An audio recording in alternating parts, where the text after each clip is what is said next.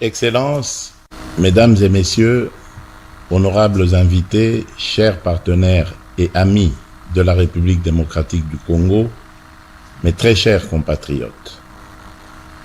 À l'heure où le Conseil des droits de l'homme tient sa 60e session, la République démocratique du Congo a souhaité porter dans ce cadre la voix d'un peuple meurtri qui réclame vérité et justice.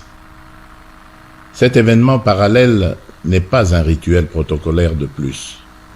C'est un espace de parole utile pour éclairer les consciences et mobiliser les volontés.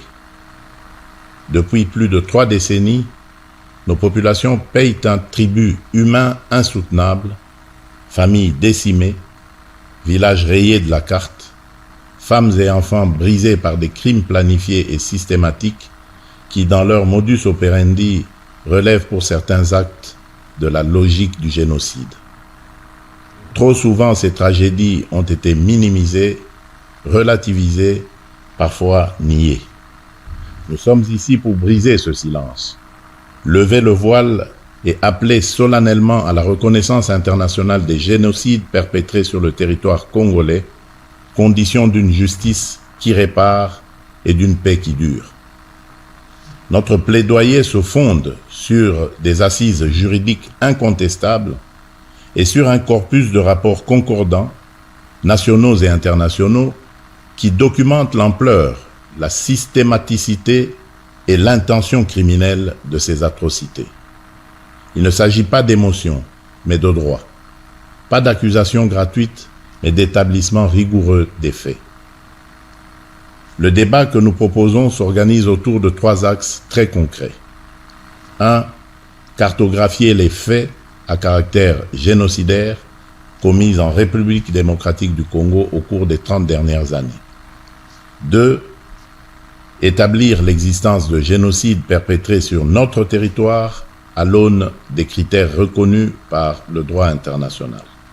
Enfin, 3.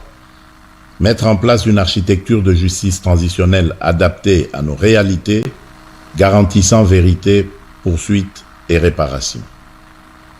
Pourquoi maintenant ?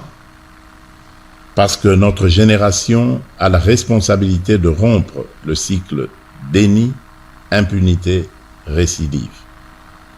Parce que la prévention exige d'abord la nomination des crimes et la reconnaissance des victimes. Parce qu'aussi que la stabilité de toute une région dépend de la capacité à dire le vrai, à juger le criminel, à réparer l'irréparable et à garantir la non-répétition.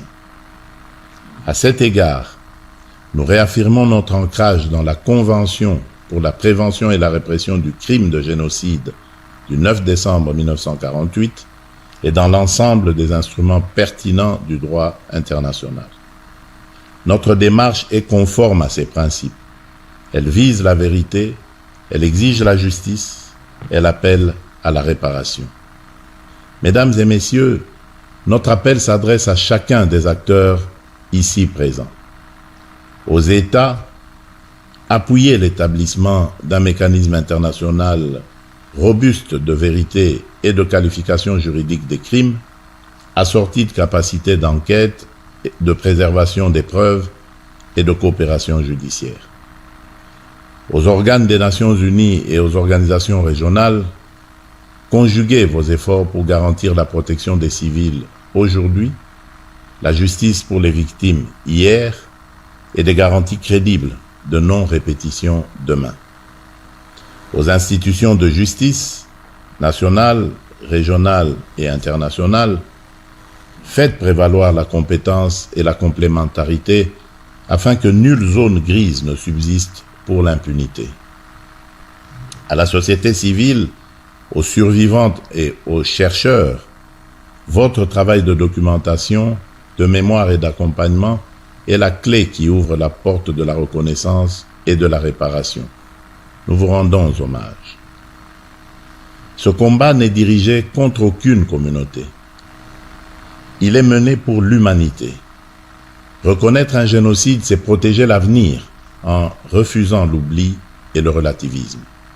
C'est aussi accepter que la paix ne se décrète pas, elle se bâtit sur la vérité et la justice, dans l'esprit de la réconciliation, avec des mesures concrètes de réparation, de mémoire et de réintégration des victimes dans la vie sociale.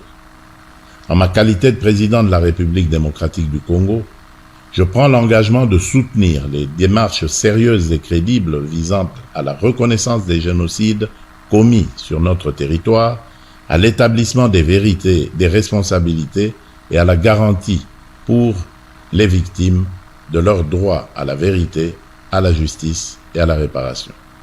Notre main reste tendue pour le travail commun, notre détermination demeure entière.